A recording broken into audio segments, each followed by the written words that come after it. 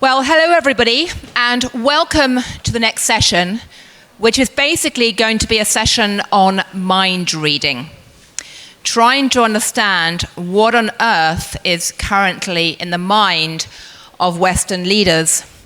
And in many ways, this is one of the most vital sessions of this entire conference. Because as someone who's been coming to the YES conference now for many years, I can sense quite a mood shift in this year's event.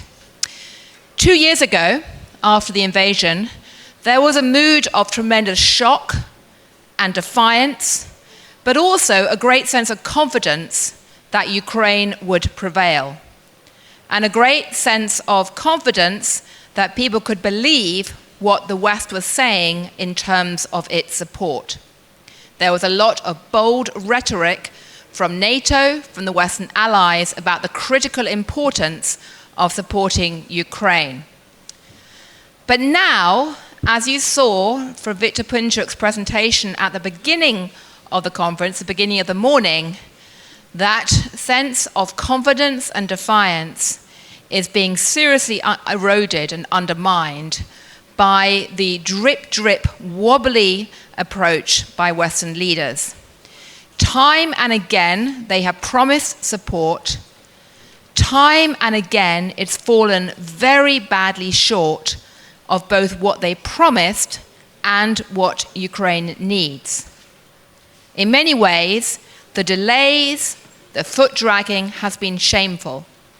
And now, there's even worse, in that in parts of the West, there's now outright voices calling for either a halt to the support or simply turning a blind eye. So the question really is, can this change? And why has the West been so slow and so faltering in providing the support? Is it naivety? Is it distraction? Is it genuine fear about the cost? Is it fear of nuclear escalation? Is it fear of rising populism inside the different Western countries, or something else? Well, we have a fantastic panel to perform this mind-reading skill. I won't introduce them at length because I think many of them are known to you, well of you, but we have Olha Stefanishyna, who is the Deputy Prime Minister for European and Euro-Atlantic integration of Ukraine. She's been dealing with many of the faltering and not so faltering European leaders. We have Kajsa Ollongren, who was the Minister of Defense of the Netherlands until early this year. The wonderful thing about that is that hopefully she can now talk frankly about how the debate in the Netherlands unfolded and why the Netherlands has been almost the only European country to provide weapons in an unrestricted fashion, as Ukraine wants. We have General David Petraeus, who was obviously formerly in the American government on running the defense side and is now with KKR. We have Timothy Snyder, the esteemed professor of history at Yale, who has done the remarkable feat of creating Ukrainian history videos in a way that made them wildly popular.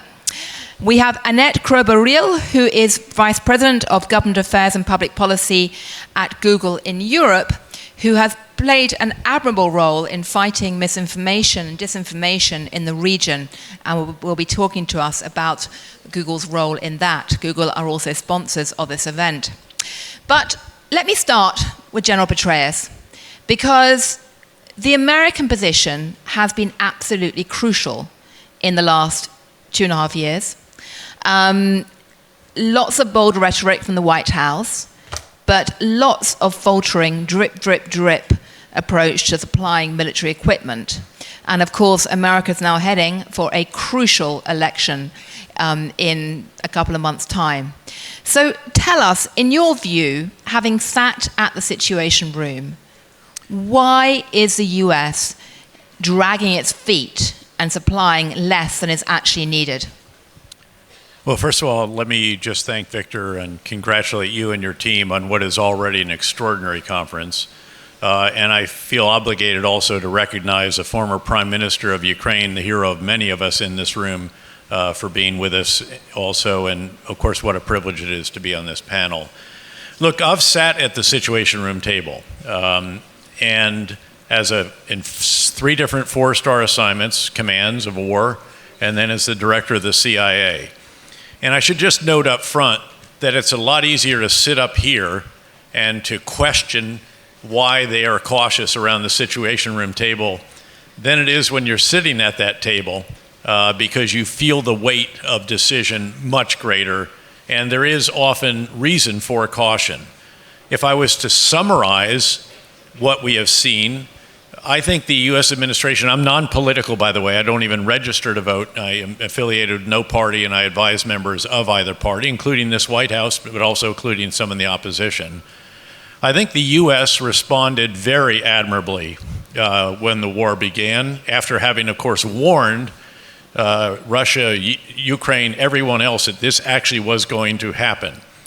And the magnitude of the response has been staggering. Just the latest level of assistance alone, $61 billion, is larger than every defense budget in Europe, I believe. So we shouldn't say that this is not an incredible amount of support. I would also note, though, that the EU countries, NATO countries in aggregate, have actually given more together when you take humanitarian assistance, security, and financial assistance all together than the U.S. has. So we should acknowledge that, after all of the years of carping about the Europeans doing more, they actually have done vastly more, and it's very impressive.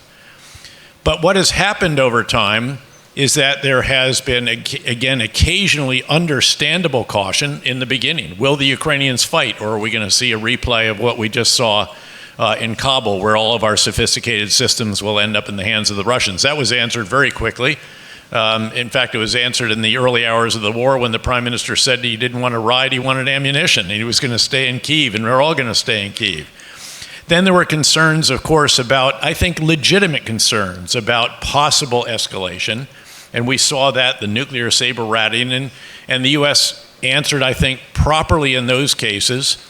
But then I think we have been overcautious. We have seen this with the delay in decision on M1 tanks, U.S. tanks, which delayed the approval by the German government of other countries giving their Leopard tanks to Ukraine, and that hurt the offensive last summer. We saw incredible foot dragging on F-16s when we knew there's no alternative but to have to go to a Western aircraft. There are no more MiGs to give to Ukraine. We saw it with the Army Tactical Missile System. We saw it with the multiple launch rocket system, with the cluster munitions, dual purpose improved. Each of these, and we knew that sooner or later they're going to say yes, and they eventually did, but it's after this kind of foot dragging. And the latest, of course, I hope will be resolved today during a meeting between the UK Prime Minister and the US President in Washington. They are meeting there today. My understanding is that the UK has already lifted the restrictions on the use of Storm Shadow on Russian soil. And my hope is, especially after President Biden and then Secretary of State Blinken have both hinted that we will lift the restrictions on the use of our Army Tactical Missile System, which will open up a whole additional group of bases and locations from which Russia has launched aircraft and missiles and others at Ukraine. And we've seen what they have done with these missiles in recent weeks as well, destroying the most important children's hospital in Kyiv and so forth. This should have long ago been lifted, and I do not believe it will lead to any kind of escalation. Somebody asked me the other day, so what won't Russia do more? Russia is already doing everything it possibly can, using the most indiscriminate weapons of enormous caliber and explosive weight, 6,000-pound glide bombs that are just hitting wherever they end up. And we should have long since lifted the restrictions that would enable Ukraine to push the delivery systems out of the range and to go after it. Let's not forget, every single day and night, the Ukrainians are using their own indigenously produced systems, and I see no difference between them using their systems to go after Russian airfields and refineries and so forth, and using our systems in that way. So just to be clear here, I mean, a couple of points. Firstly, I think pending the meeting in Washington, the British government hasn't made a formal announcement yet, but it's certainly signaled It's out there. I internally. mean, there's been signaling. We'll be hearing from British parliamentarian in a moment, but two quick questions before I want to turn to Timothy Snyder, who's sitting in America and sees how the political climate's unfolding.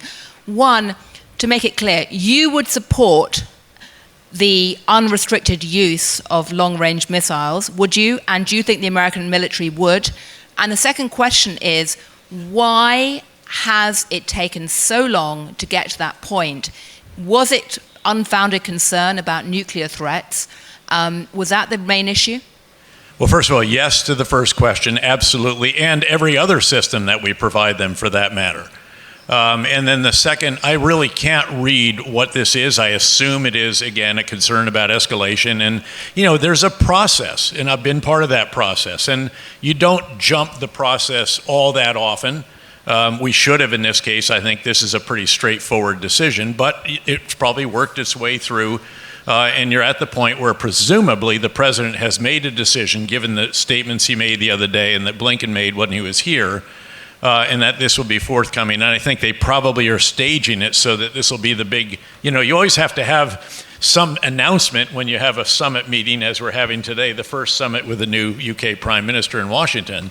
And hopefully this will be one of the, quote, deliverables that were decided before the onset of this meeting. Right, well, let's hope so. I'd like to turn to you, Professor Snyder, because you're teaching in America. You have been extremely active in the last couple of years on social media and platforms in trying to shame the American government into doing more and pointing out the cost of dragging their feet. Before I turn to the Netherlands and the view from Europe, I'd like to ask you, in your view, what has been the reason for the timidity? So I'm going to take the long view, and I'm going to try to do my job, which is to be critical. Number one, I think it's more sociology than psychology. I think it's less a matter of what's going on inside American heads and more a matter of there being too few American bodies in Ukraine. It's very strange to have an ally for 3 years and to send so few people physically to the country, and then when they're here to place so many restrictions on how they can move around. The result of this is that relationships between Ukrainians and Americans are far too weak, and there are far too many misunderstandings. And I end up spending a lot of my time trying to translate one to the other in a way which really shouldn't be happening at this point. Americans need to just get more mid-level Americans from the federal government and elsewhere spending more time in Ukraine. Number two... Though with respect, Tim, there actually are many more Americans here than people realize. They're just not wearing uniforms. They're not, with respect, David, not more than I realize. Unless you were read on to that program, I'm not so sure. So I'm doing so my brief is to be critical. I'm sure General Petraeus is absolutely right, without any joking now, that there are plenty more than I realize. But by comparison to other wars of this scale and of this length, I think we're falling down. Number two, insofar as it is psychological, I think the big American problem is that we don't admit mistakes. And when you don't admit mistakes, it slows you down terribly because you spend a lot of time justifying what you've done before. So I think that's an American problem. And now, many Americans can stand up and admit that this is a problem, and I'll be wrong. Number three, I think there's a moral issue. That is to say, I think we spent a lot of time at the beginning of the war trying to show that we were on the right side. But sometimes, in order to be on the right side, you have to simultaneously want to win. And I do have a fair amount of personal experience trying to get the vocabulary of victory into American mouths, beginning in March of 2022, and it was very difficult. I think a lot of Americans falsely think you have to choose between doing right and winning. But sometimes in order to do right, you have to be thinking about winning. And that's been a problem for us, I think, from the very beginning. The fourth, and I know that we'll have more to say about disinfo, but the fourth problem is what I would call reflexive narcissism. So there's this concept that some of you will know very well called reflexive control. The way reflexive control works on Americans is reflexive narcissism. You try to get them to think that it's all about them. And the escalation trope, and especially nuclear war, is reflexive narcissism. It gets us to think that it's all about us, when in fact it's all about other people. It's all about Ukrainians. And then number 5, to close on this, there's a conceptual issue, which is that too often, I think almost always, we start from the premise that the Ukrainians are a problem and what can we do? Whereas I think the correct premise, if you're an American or European anyway, is the Ukrainians are solving lots of our problems. How can we help them? So I think that conceptual beginning point of the conversation has also been a problem. Well, thank you, Professor.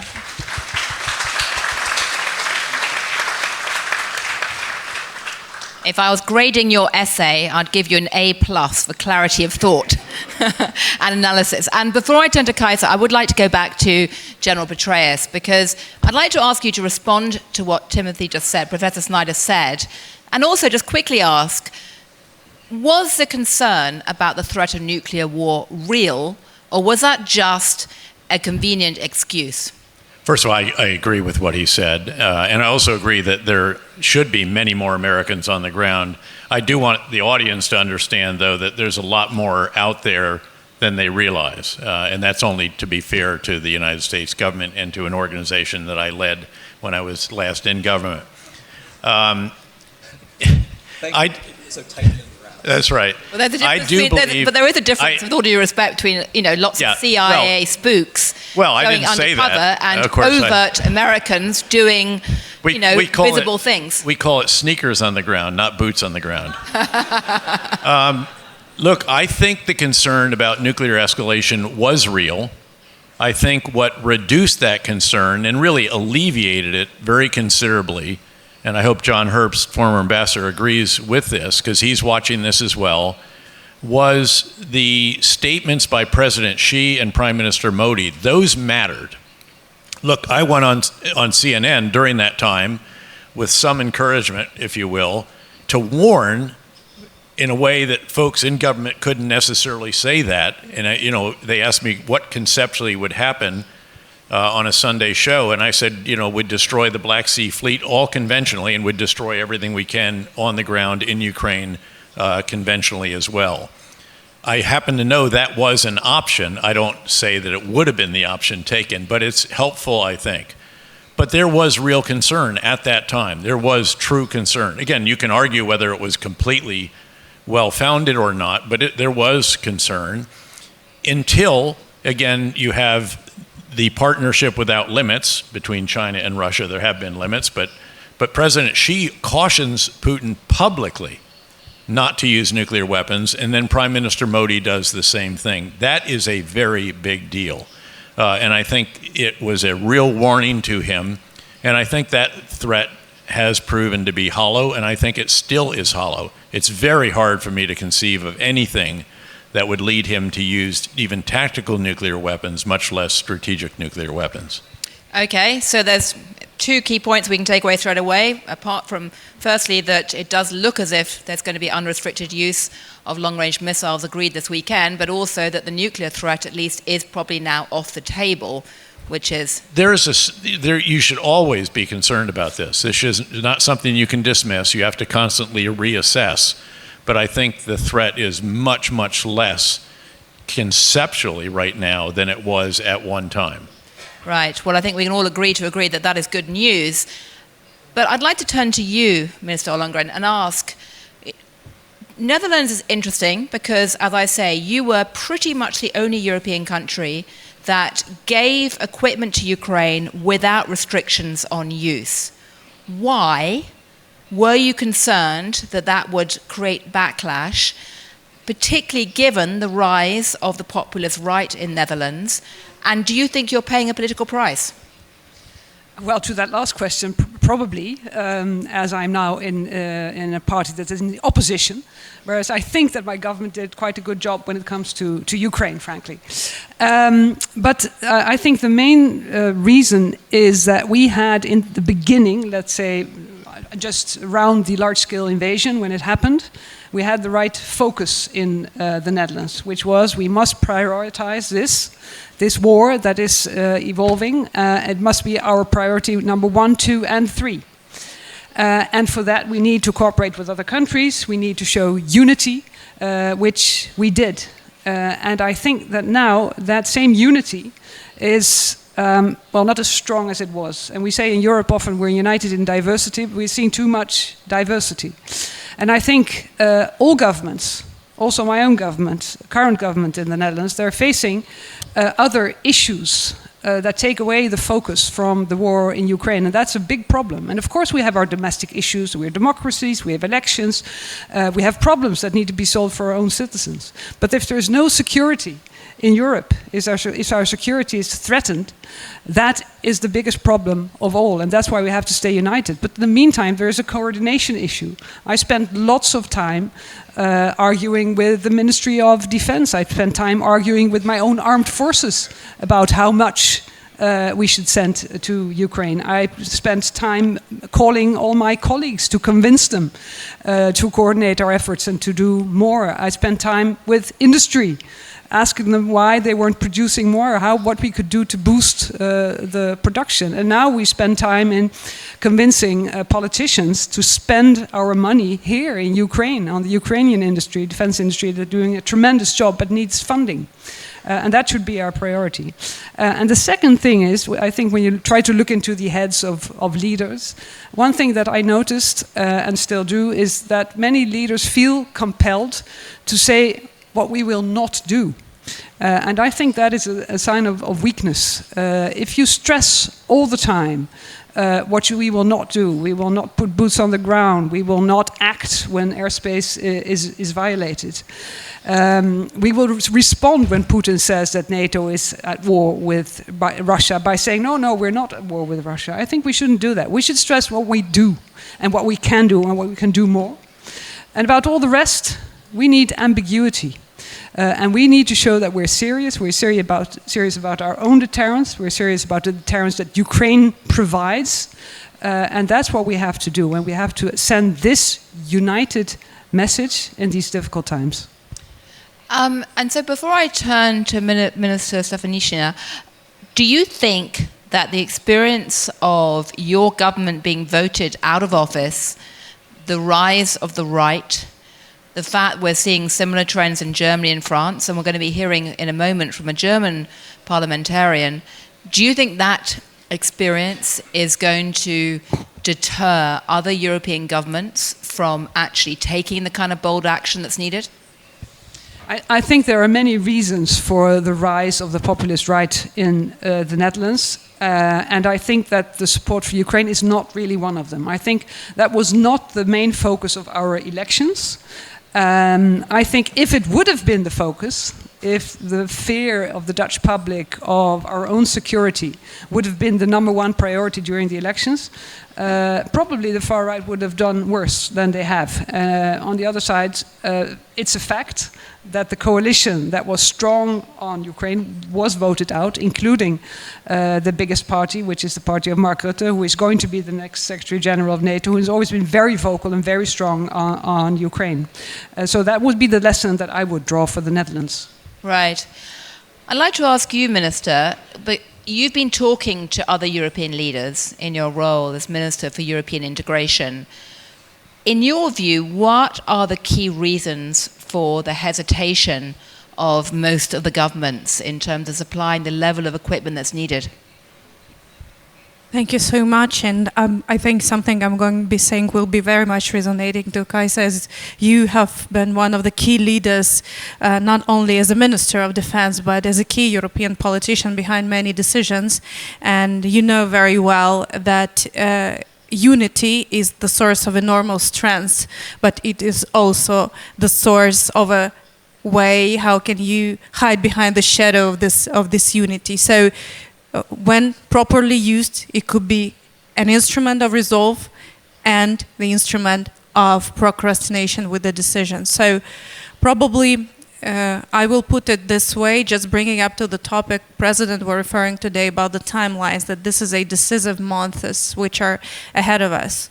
When the full-scale war started, the whole world has to support our fight for democracy and freedom, fight for Europe, to stop and deter Russian Federation from further aggression in the center of Europe. And this has been the reason behind more than 50 nations stood for support of Ukraine and made the decisions they made, and many decisions that we had. And it is the reason behind the decision of the US Congress to finally pass the bill and provide a significant military and financial support to Ukraine. But then this resolve had a price. In all European political context, in elections, every leader had to face electoral process, had to face personal attacks. Many of them had resigned. We even called this, the waterfall of prime ministers in the beginning of war, which has been taking place. It is, of course, not possible to stand back from the message of supporting Ukraine, but it is possible not to make the decisions which are needed. Ukraine has never been letting down the partners, not only with our fight, but also with the commitment of Ukrainian people, with our resolve, with our belief in the values we're standing for, and this has never allowed anybody around the world to step back and say that Ukraine does not have to be worth of being supported. But now the moment is really complicated, because those who stood for the democracy and freedom and peace in Europe have to stood for these values to prevail. And this task becomes even more complicated because at this particular moment we know what is needed for that. We know that Ukrainian people are standing on their land, standing for their land. Ukrainian armed forces are capable to give all of us the time at least to discuss about that. And that Ukrainian armed forces are capable to implement what Ukrainian leader is asking for. If Ukraine is provided with a decision, Ukraine can disable Russian Federation from terrorizing our cities. If Ukrainian sky is secured throughout the eastern flank of NATO, we will ensure that the global food security, global energy security is preserved. We will do it ourselves. And if we are provided with the necessary amount of military support, we will prevail, and we will really deoccupy our territory and throw the enemy out. And it makes it even more complicated to make the decision. That's why I have to be, of course, politically correct. I have to be diplomatically correct. But I also can speak with the sense of political intuition. Since the beginning of war, we have exhausted every possible legal, formal, diplomatic, and military instrument to get where we are, to get what we have, to be able to secure our skies, to help our people, to start the peace formula process. And what I see is that the energy in the eyes of the leaders and the ministers is a bit smaller, because there's no unity behind the decision that it's all of us, not only Ukraine, has to stand for the democracy to win. And it's our joint responsibility. And in that regard, my political intuition says that Ukraine has to be very clear. We have made our choice. This thing could only change if Ukraine radically wins this war and overcomes the aggression. But answering your question, what could wake up leaders is the understanding that it is not a support of a choice. And it could be both a decision to radically help Ukraine radically win, or the decision that Ukraine radically loses. And then immediately, everything, when you're talking about Ukraine, you put it on your NATO borders, on the Allied responsibility. So at this point, it looks like Ukraine pays us the price and Russians would get the bill. And the others are just, sealing the decision. Right. But both decisions, they are very radical right now. It's either radically losing or radically winning. Russia will fall anyway, but the issue is about the price. Ukraine has chosen to radically win. We now know how to make it happen. The answer will be whether allies will be able to make their unity a strength or be in a fight. Right. Well, I'm going to come back and ask the panel about that in a moment.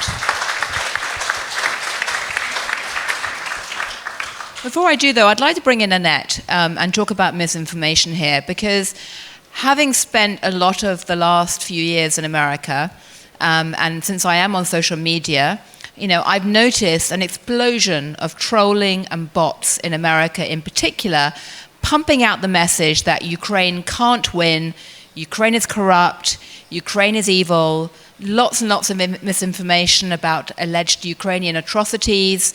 But above all else, this message that gets pumped out, Ukraine can't win, it's pointless supporting them, why would anyone even try?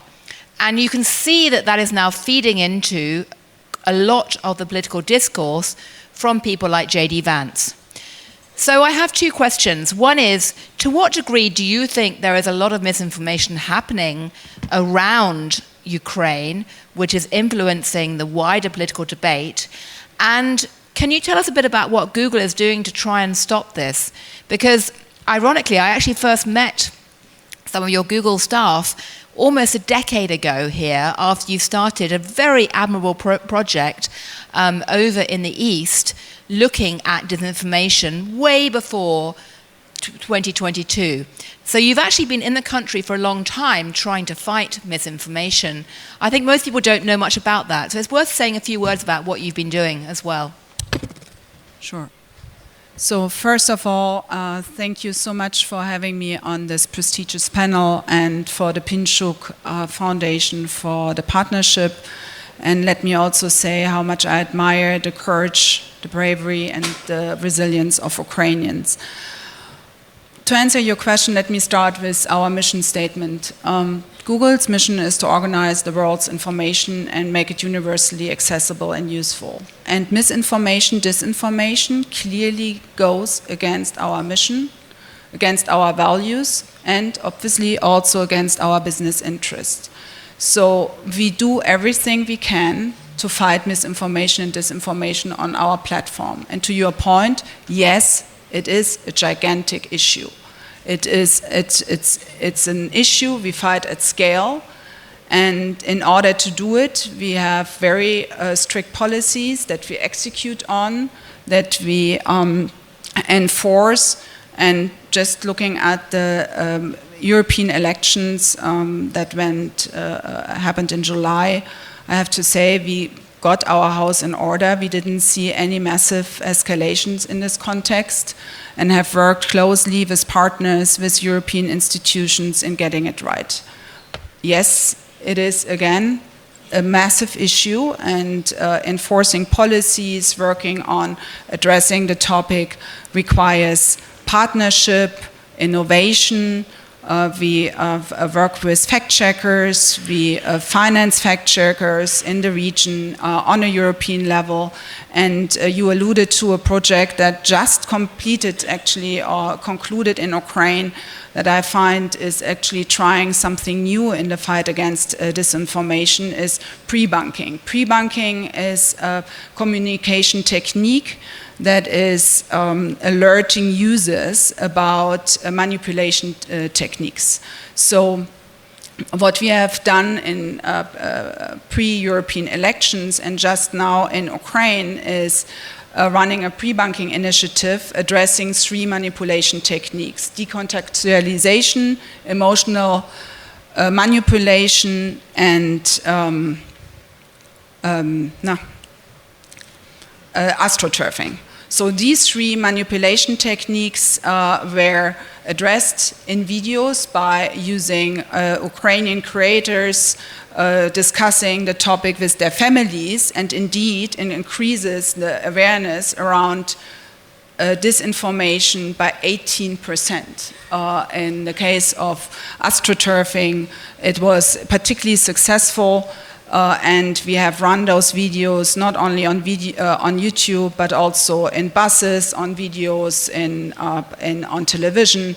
So it was, I know it's, I think 6.5 million users saw it on YouTube, around 6 million on Facebook and Instagram. So it runs across platforms, and it actually alerts the audience, the voters, about the manipulation techniques that are used. So this is an innovative way of addressing the challenge, besides all the work that is happening with partners to better understand disinformation. And we have, I think, leaned into exactly this point. Just today, we submitted to the European Commission our 360 pages transparency report, how we comply with the EU Code of Disinformation. So it takes a lot of work and iteration to get this right, but I think we are doing what we can, and probably could do more and should do more altogether. Well, thank you. I can see that General Petraeus wants to jump in, and I think that Minister Ollongren was also catching my eye as well. Yeah, I think that it's not just disinformation. I think in some cases it's just flat flawed ideas, flawed conceptions. The truth is, and one of these is that we can't afford to do all of this because it's distracting us and robbing resources from what should be focused on the main effort, which is in the Indo-Pacific. And it is right. That is the main effort. We have to, above all else, ensure that severe competition, our National Security Advisor's description of the relationship between the US and the West and China, does not erupt into severe confrontation, actual conflict. But if you want to deter a potential adversary, you need to recall that there are two elements to deterrence. One is the potential adversary's assessment of your capabilities, on the one hand, and the other is their assessment of your willingness to use those capabilities. And if you aren't willing to support a country that is combating your major active enemy in the world, the enemy to the most important alliance that we lead by far, then why would they ever believe that you're going to do something somewhere else? I was in the office of Prime Minister Lee of Singapore when the Syria red line turned out not to be a red line. And he said, you know what, General, that has repercussions out here, as did the decision to withdraw from Afghanistan in the way it was conducted. President Xi himself seized on that and said, see, you First Island chainers, you can't count on the Americans. They're an undependable ally and partner, and look how it went. They're a great power in decline. I don't believe either of those, but it actually can undermine, again, the elements of deterrence. So I think that that is an absolutely flawed concept. Not only can we support our partner Ukraine as it fights for its very existence and its war of independence, we should do it, and we should do even more to help them. But we also can support our partners and allies in the Middle East, principally among them, of course, Israel, and still ensure that deterrence is absolutely rock solid, because, in fact, what we're doing in these other locations actually contributes to that element of deterrence, which is a perception that you're actually willing to use the capabilities that you have developed. Right. Minister Ollongren, would you? No. Very briefly, just to add to the disinformation argument, if you want to weaken our unity, the easiest way is to destabilize our societies from within. And that's done by disinformation, that's done by cyber attacks, by hybrid warfare, by every possible mean short from actual military action. And we have a difficulty in responding to that, and I think we should be much more clear. The Dutch military intelligence warned only last week, together with a few others, of hackers, Russian hackers, trying to hamper the military aid to Ukraine. We've seen sabotage actions happening in European countries.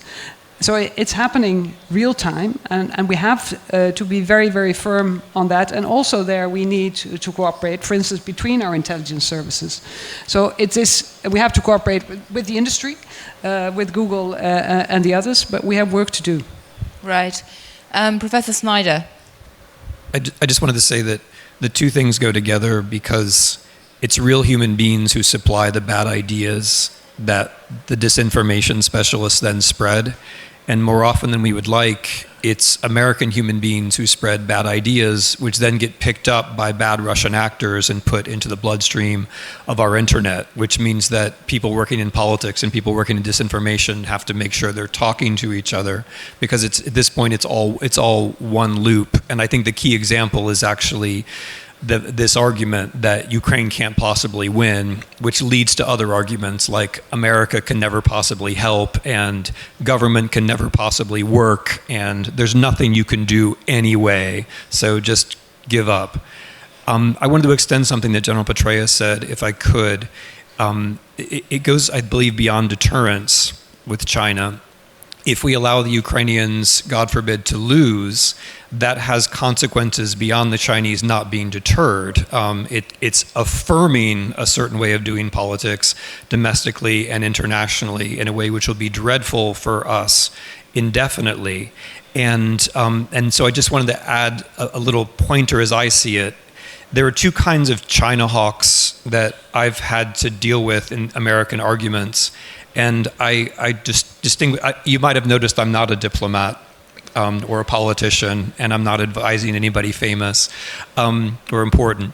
But there are the real China hawks, the ones who are actually concerned with China, and they generally say what General Petraeus just said, or some version of it, that if we want to be credible with respect to China, we obviously would be credible with respect to Ukraine.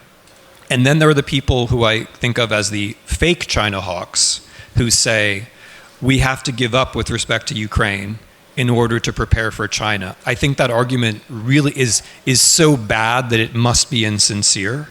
And that in effect, the way that will have to work logically and psychologically is that if you did in fact give up on Ukraine, you're preparing yourself for giving up on the next thing. I think that's the only way it can work politically. Absolutely. I want to turn in just a moment to the British and German parliamentarians, but before I do, though, I want to put General Petraeus on the spot. You know, you've had many years being trained to be put on the spot. And I'd like to ask you two questions. I was on the spot. You were on the spot, exactly. So you should be well equipped to cope with what I'm going to ask you now. I have two questions. One, with the current Western stance of providing equipment but less than promised and late, do you think Ukraine can actually win? And the second question is, was there ever any discussion about having a no-fly zone over Ukraine, and what would it take to provide a no-fly zone over at least the big cities? There were serious discussions about a no-fly zone. I don't think they ever advanced all that far because at the end of the day, I do think that it is right to be concerned about going head-to-head with Russian aircraft. And when you do a no-fly zone, it's not only about sweeping the skies of Russian aircraft, in this case, keeping them out of Ukrainian airspace. You also have to take out the air defense systems. You don't put your own aircraft up there and allow them to be painted. The first time they're painted by the air defense radars of the Russians, a HARM missile is going down that beam. And now you're killing Russian soldiers. And I think it is not unreasonable. I'd welcome the defense minister, and thank you well for your earlier comments, by the way, as the son of a Dutch sea captain. I think it is legitimate for Western countries not to want to get into a direct war with Russia. That would be an escalation that I think is is worthy of concern. To come to the first question, it's more than just Western support. That is crucial. In fact, people constantly ask me, how do you see the war going? And having been a former economics professor, I know that you answer every question by saying it depends. And it does depend. And by the way, you know what matters most of all right now, I think, Gillian? It's actually Ukrainian force generation. even as our own House of Representatives was delaying unconscionably for nearly 6 months to allow the approval of this latest tranche, huge tranche, $61 billion, the Rada here was going through a very long and emotional debate about the conscription law and whether they could lower it from 27 to 25 and a variety of other, end some of the loopholes, if you will, because the difference between Ukraine and Western forces is that the average age of a Ukrainian soldier on the front lines, I'm told, is over 40. The average age of the soldiers in my wars was 19 to 21. I may be off on that, but it certainly is much, much older than ours. And getting the process of force generation up. Now, I understand it's right for the Ukrainians to say, you give us the weapons, we'll train the soldiers. But I think force generation does have to accelerate here, and that is as important an issue as is the pace of Western systems, Right. although I want to see the Western systems promises materialize as well. Of Right. course, another problem is we literally did not have the industrial capacity either in Europe nor in the United States. We're ramping it up very dramatically. But you can throw money at this problem, and we have, especially in the US. It still takes time to build the military-industrial base on which this production depends. Right. I can see from the clock that I've just had the clock changed on me and lopped off 10 minutes. So I'm going to, before I turn to Minister Stefanishyna, I want to quickly draw on a couple of people for comment. One is Roderick Kajsa, who's a German parliamentarian who's been one of the most forceful voices in Germany calling for strong support for Ukraine. And that is a voice which is increasingly facing a lot of opposition given the results of the election just the other day and the rise of the AfD. Can you tell us why you think Germany has been so conspicuously dragging its feet? Well, thank you very much indeed, Mrs. Tett, and also my gratitude to the marvelous panelists. I would like to express, first of all, my gratitude to the considerable number of veterans here as a former army officer who are here in the room. And ladies and gentlemen, on purpose, I'm sitting in the last row to express some decency about my country. I have heard that also ministers have been invited and it could be improved. And therefore, I would like to say that not only some in the United States, but also in Germany, have formulated and stipulated so many red lines and lines of fear that we could have already a woven red carpet for Russia. And therefore, as I see in your statements, this all is a question of leadership. And true leaders rise above ill advice. We have also the challenge of the advisory bubble, which is really in Germany and United States very closely cooperating, so that we parliamentarians, bipartisan, try to push through sometimes this bubble. And I'm very grateful that the Americans came up with the tanks much earlier than the German government has envisaged. However, what we need, I mentioned it, is this question of leadership. And I have sometimes the feeling that we are in the year of 38. In Germany, there's the debate, how can we forge, how can we press Ukraine to negotiations, instead of how can we strengthen Ukraine for a victory. And the question is, in Germany, already influenced by Russian hybrid warfare, as Mrs. Riel has already said. So the belief that wars always end in negotiations, and the Russian influence is not perceived as such. We have two parties in Germany who have already gained more than 45% in the last domestic elections a week ago in Thuringia and Saxonia. Both are influenced by Russia, and they influence also the parties who are governing and the strongest opposition party, the former party of Angela Merkel. They are influencing because they have prepared really challenging topics which some of us could sign. But the key is how not to listen to the influenced majority of the population, but to give orientation, to give attitude, to give also a strong position against the mainstream who is influenced and triggered by a very sophisticated Russian strategic diplomacy. Right. So my question is, what should be, in your point of view, the trigger for the change in mindset? We need this change in mindset. It could not be the failure of Ukraine to change the mindset. We need something in advance. Thank you. Right. Well, thank you for that very good question, and I think we're all wondering that. I can see that the participants for the next panel have just arrived, but I want to just very quickly, for about 30 seconds, call on a British parliamentarian. I should say that a very large delegation of British parliamentarians have come to Ukraine. Many of them were elected into office literally 6 weeks ago, and their very first joint delegation trip has been to come to Kyiv to show support. So, Fred Thomas, you're one of them. Can you quickly tell us in about 3 seconds how and why this is going to change? And will there be storm shadows, unrestricted, announced in Washington? I'm going to speak very quickly. I know time is really tight. It's an incredible honour to comment on such a prestigious panel, and thank you so much for your comments. I'm a former Royal Marines commando. I left the Royal Marines last year. I got elected 9 weeks ago, so I come from an experience of understanding the fight and the need to win, and I now have the experience of understanding that you must represent people. So I was going to make a number of points. I'll make one point. This panel has been about understanding what's going on in the heads of leaders. But those leaders lead people. And so public opinion, the opinion of the people they lead, is just as important.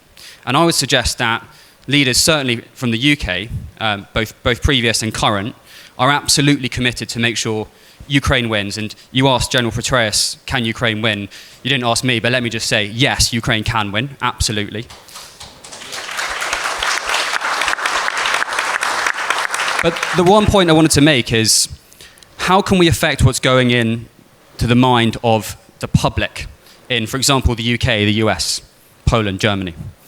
And we've seen from other conflicts going on that have arisen since 2022 that social media can be highly effective at forcing a public opinion. Shocking, disturbing, sad images that shouldn't exist. There should be no conflict. These images have a huge effect on what people think. What people think influences leaders. So I would suggest that there is room for a re-understanding of how the conflict here is communicated to the public in the West. Thank you. Thank you. Well, that's a terrific note to end on, because that really is the point of the conference. That is the reason we have this harrowing wall behind us. This is why we have all gathered here in Kyiv, and thank you to Victor for organising it.